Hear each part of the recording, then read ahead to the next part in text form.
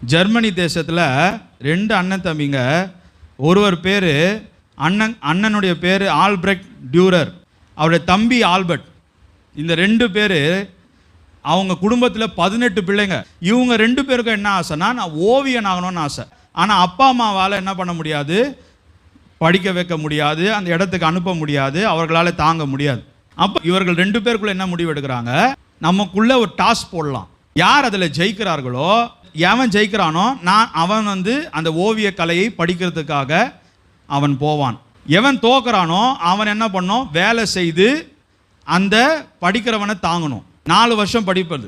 அது படித்து முடித்து இவன் வந்த பிறகு அடுத்தவன் போவான். டாஸ்க் போடும்போது அண்ணன் ஜெயிச்சிட்டார், அவர் படிக்க போயிட்டார், இந்த ஓவிய கலையை படிக்கிறதுக்கு போயிட்டார்.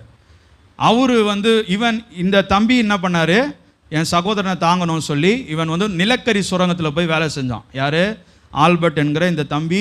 அவன் ட்ரைனிங்லாம் முடிச்சுட்டு 4 வருஷம் கழித்து அந்த ஊருக்கு வரான். தன்னுடைய ஊருக்கு அவன் திரும்ப வருகிறான். திரும்ப வரும்போது இப்போ அடுத்த டர்ன் யார், இவர் வேலை செஞ்சு காசு அனுப்பி இவர் படிக்கணும். யார், தம்பி போகணும். அப்போ அவன் வீட்டுக்கு பா நான் படித்து முடிச்சிட்டேன், இப்போ நீ என்ன பண்ணு, நீ போய் படின்னு சொல்லும் போது தம்பி சொன்னானா, என்னால் முடியாதுண்ணா, என்னால் வரைய முடியாது. என்னடா சொல்கிற அப்படின்னா, என் கையை பார் அப்படின்னு அவன் காட்டும்பொழுது அந்த நிலக்கரி சுரங்கத்தில் அவன் வேலை செய்து செய்து செய்து ஒவ்வொரு விரல்களும் உடைக்கப்பட்டிருந்தது.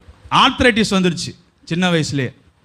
வேலை செய்து செய்து என்னால் ப்ரெஷ்ஷை பிடிக்க முடியாது, உடஞ்சிட்டார் அண்ணன்.